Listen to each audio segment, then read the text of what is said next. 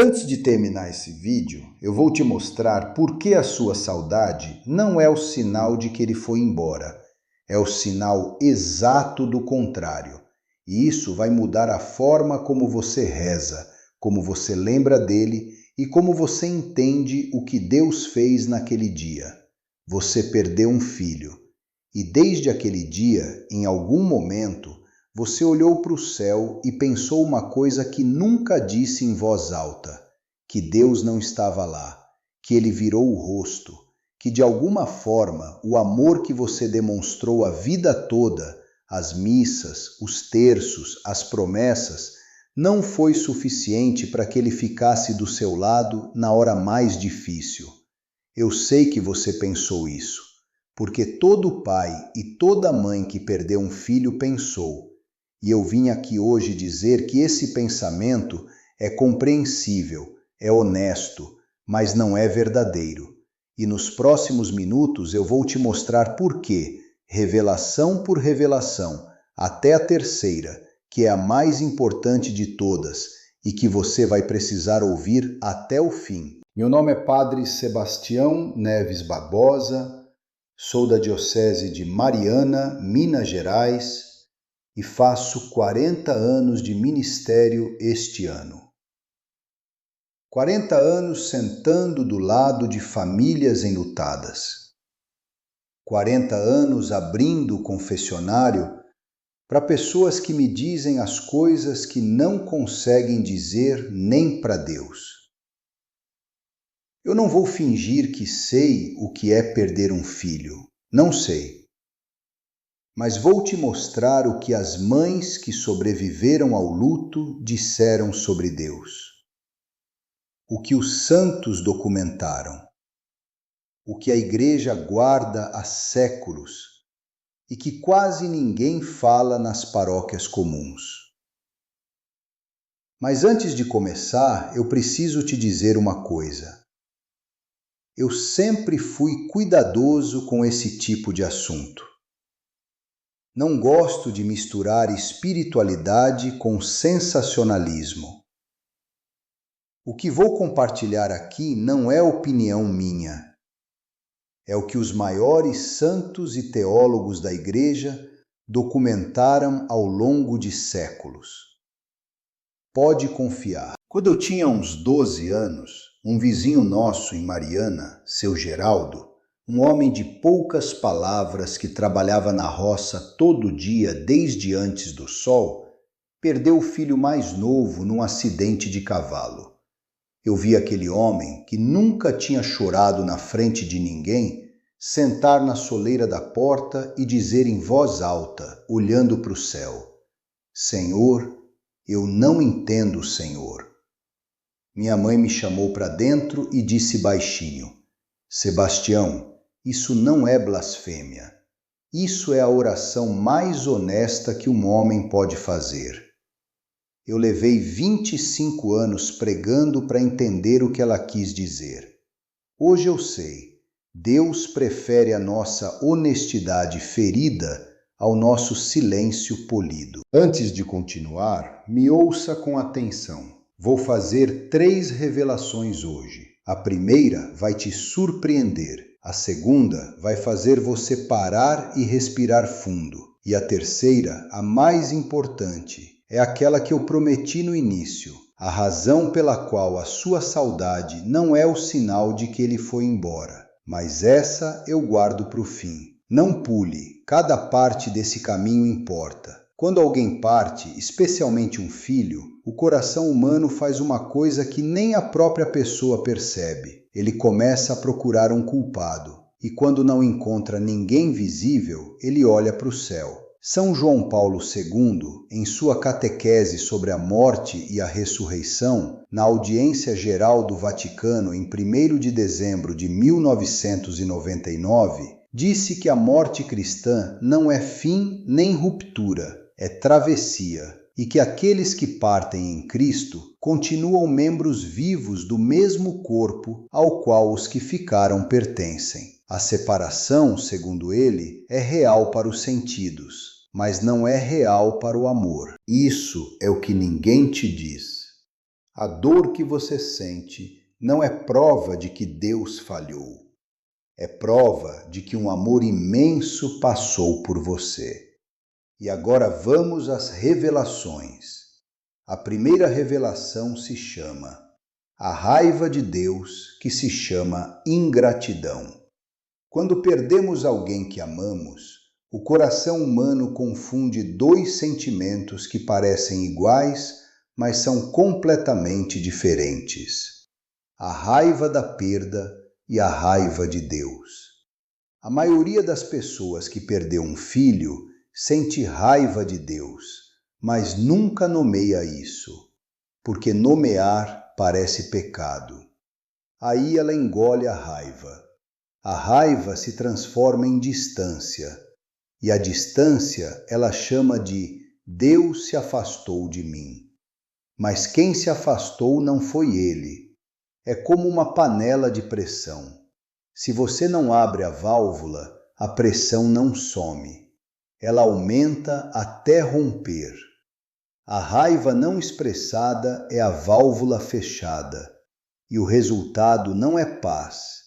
É a fé esfriando por dentro sem você perceber. Santa Teresinha do Menino Jesus, doutora da Igreja, nos últimos meses de vida antes de morrer de tuberculose aos 24 anos, escreveu em sua autobiografia chamada História de uma Alma que atravessou uma noite escura tão intensa que chegou a ter pensamentos de desespero e de ausência de Deus. E que não parou de rezar durante esse tempo, mesmo sem sentir nada. Ela escreveu que rezava como quem não acredita, mas rezava. A Igreja não só não condenou essa confissão, canonizou quem a fez. Atendi uma senhora de 71 anos de Governador Valadares que me disse: Padre, eu parei de rezar porque fiquei com vergonha de rezar com raiva. Eu respondi: reze com raiva.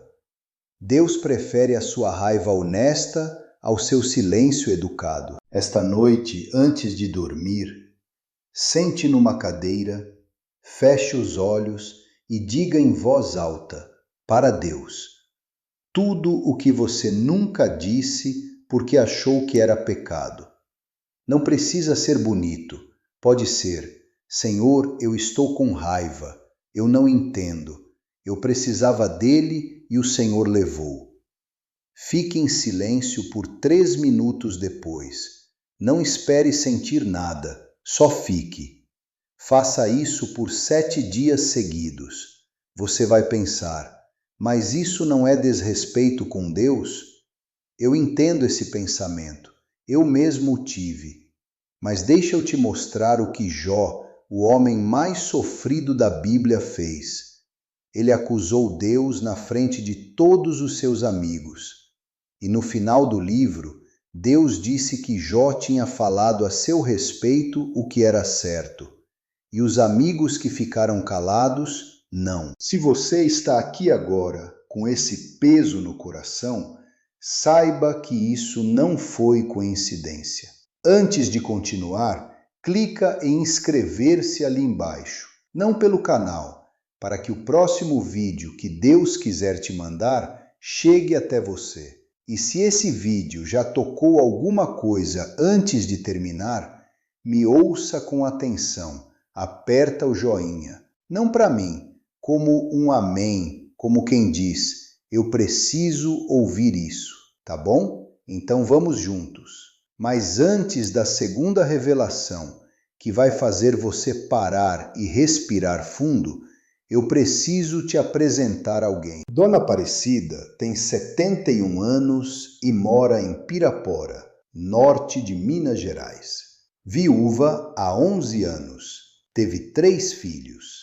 Perdeu o do meio, o Marcos, aos 44 anos de infarto fulminante, há 2 anos e 3 meses. Todo santo dia de quinta-feira, às 6h30 da manhã, durante 28 anos, ela entrava na igreja de São Benedito e acendia uma vela para Nossa Senhora Aparecida antes da missa das 7. Nos últimos 8 meses, ela entrava, sentava no banco, ficava olhando para a imagem e não conseguia mais se levantar para acender. Na carteira dela, entre o documento e o cartão do plano de saúde, tem uma foto do Marcos com 6 anos, de bermuda, rindo, na frente da cachoeira perto de Pirapora. A foto está amassada de tanto ela segurar quando reza. Ela não percebe mais que segura. Quando Dona Aparecida veio me procurar, ela me disse uma coisa que eu não esqueço. Ela disse: "Padre, eu sei que Deus levou, mas eu precisava que ele me pedisse licença primeiro." Guarda essa frase, porque ela vai aparecer de novo mais para frente.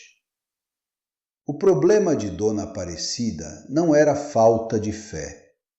Era o que eu vou revelar agora. A segunda revelação se chama a devoção, que se chama controle. Existe um padrão que o padre vê repetido em mais de 40 anos de confessionário. A mãe que perdeu um filho e aumenta a devoção depois da perda. Mais missas, mais terços, mais promessas. Isso parece virtude, e em parte é. Mas existe uma camada embaixo que quase ninguém enxerga. Às vezes, o aumento de devoção não é resposta ao amor de Deus. É uma tentativa de negociar a dor com Ele. Se eu rezar mais, a saudade diminui. Se eu fizer mais promessas, Ele me devolve alguma coisa. É como regar uma planta que já morreu. O gesto é de cuidado, mas o que motiva o gesto não é amor pela planta, é recusa de aceitar que ela já foi. Quando a devoção vira controle disfarçado, ela não aproxima de Deus. Ela cria uma relação de troca onde Deus nunca vai conseguir corresponder. E aí a fé esfria por exaustão, não por pecado. O padre Raniero Cantalamessa, pregador da Casa Pontifícia por mais de 40 anos, disse em conferência publicada em A Páscoa de Nossa Libertação que a diferença entre oração de fé e oração de negociação está na última palavra. A oração de fé termina em faça-se a tua vontade, mesmo quando essa vontade dói. A oração de negociação termina em silêncio, porque no fundo está esperando uma resposta específica. Dona Aparecida tinha cumprido 80 terços depois da morte do Marcos. Ela veio até mim esgotada e disse: "Padre, eu rezei tudo e não sinto nada. Acho que Deus não me ouve." Eu perguntei com cuidado: "Minha filha, quando você reza, você está falando com Ele ou cobrando Ele?" Ela ficou em silêncio por um longo tempo e depois chorou de um jeito diferente do que eu tinha visto antes. Agora vem a instrução que vai parecer errada. Nos próximos 14 dias, reduza, não aumente as suas orações. Escolha apenas um momento do dia, de 10 minutos, e nesse momento não peça nada, só fique. Se quiser dizer uma palavra, diga: "Senhor, eu estou aqui." Nada mais. Essa instrução vai parecer tibieza, mas o que ela faz é tirar da oração o peso da negociação e devolver a ela o peso do amor. Você vai pensar, mas rezar menos não é fraqueza? Eu entendo, mas deixa eu te mostrar o que Santa Teresa de Ávila, reformadora do Carmelo no século XVI, escreveu no capítulo 4 do Caminho da Perfeição, que 1 hora de oração em recolhimento vale mais do que 7 horas de oração mecânica. Quantidade sem presença não é devoção, é fadiga disfarçada de fé. Respira, você está fazendo certo em estar aqui até agora. O que eu vou te mostrar a seguir na terceira revelação é o que eu prometi lá no início, a razão pela qual a sua saudade não é o sinal de que ele foi embora, é o sinal exato do contrário. Agora chegamos ao que eu prometi no início. Fique comigo. A terceira revelação se chama a saudade que se chama separação. Mas antes de te explicar por que essa crença está errada, preciso te perguntar algumas coisas. E quero que você responda honestamente, só para você. Você ainda fala com ele, sozinha, em voz baixa, especialmente de noite. E você não sente que está falando com o vazio. Você ainda fala. Isso é o primeiro sinal. As coisas dele ainda estão no lugar. A roupa no armário, o sapato na mesma posição.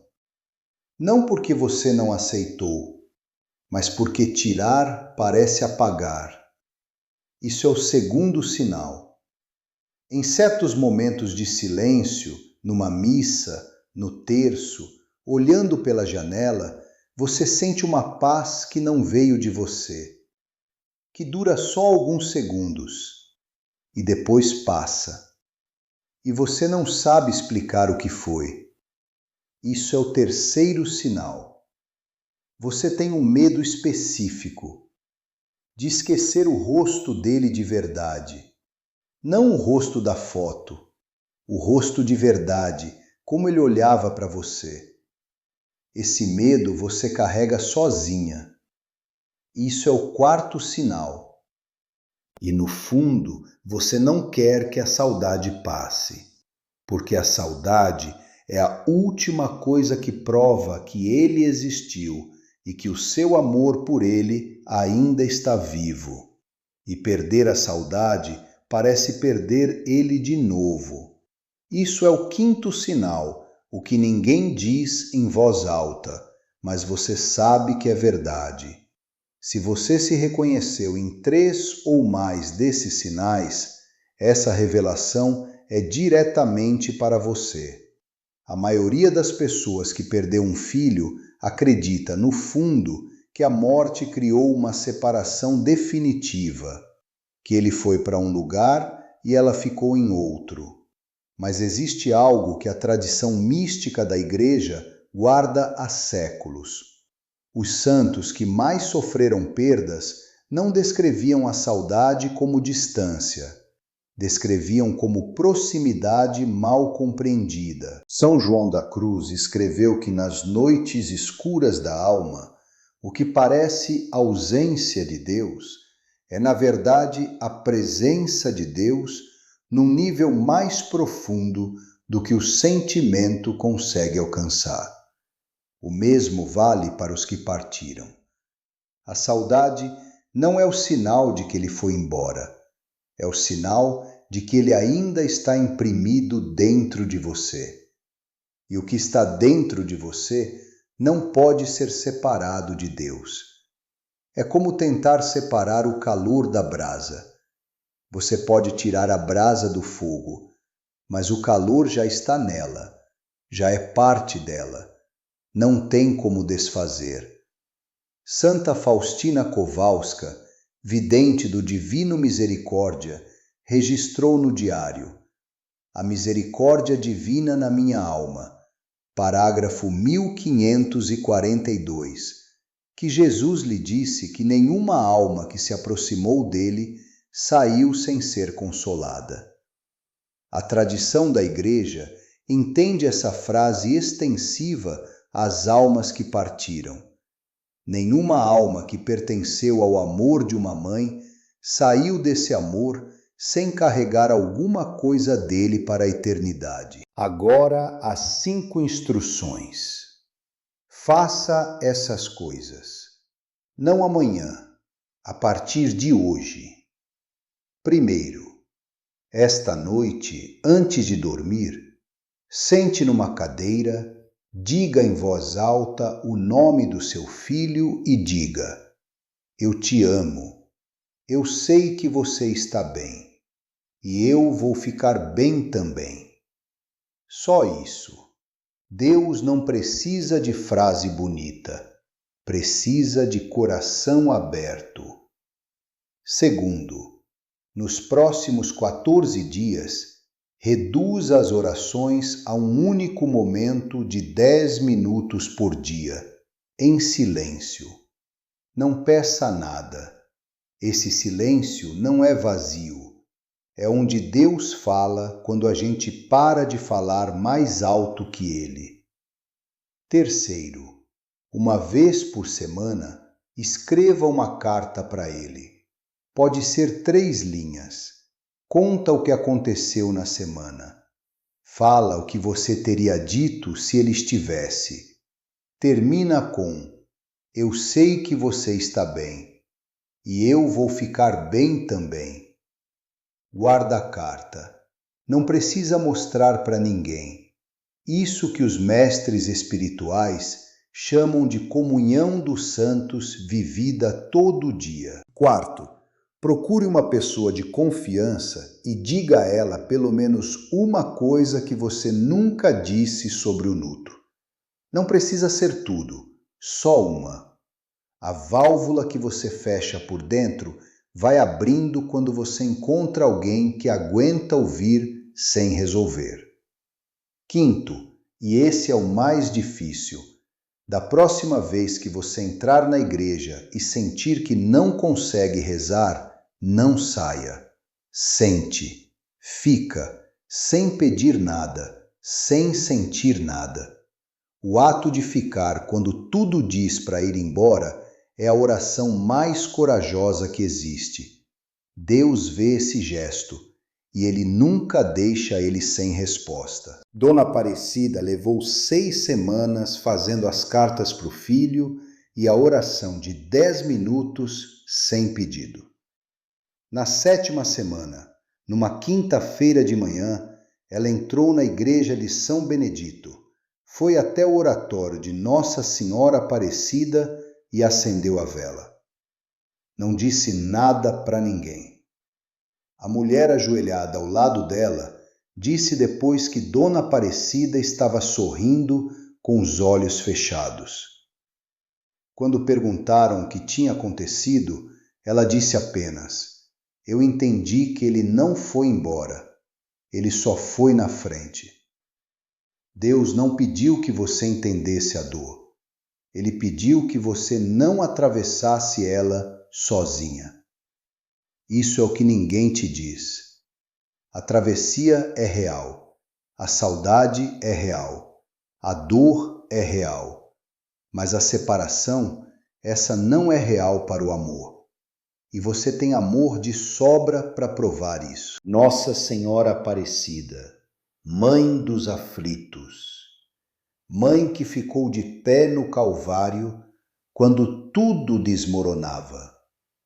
Eu peço que olhe agora para cada pessoa que está assistindo esse vídeo, para cada mãe que perdeu um filho e que está carregando essa dor sozinha, com vergonha de chorar diante de Deus e com medo de que a fé tenha acabado. Mãe Aparecida, lembra ela do que você sabe, que o amor não rompe com a morte, que o que foi amado com essa força continua vivo de um jeito que os olhos não alcançam, mas o coração sente.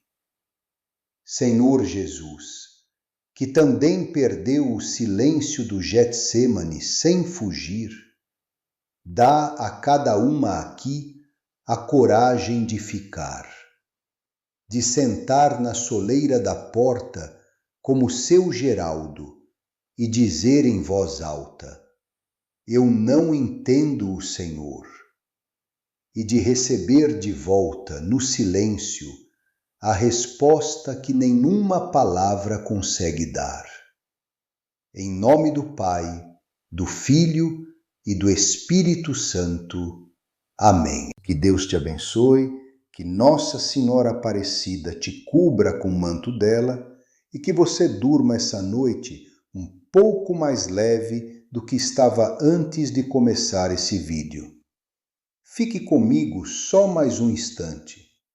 Se esse vídeo tocou o seu coração, e eu acredito que tocou, tem alguém na sua família, uma amiga, uma vizinha, que está carregando esse mesmo peso hoje, sem saber que pode ser diferente. Manda esse vídeo para ela.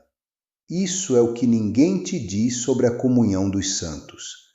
Ela começa aqui, com um gesto simples de amor. Se inscreve aqui para continuar essa caminhada. E o joinha, deixa ele como seu amém. Que Nossa Senhora Aparecida cubra você e todos os seus com um manto que nunca falhou. Vai com Deus.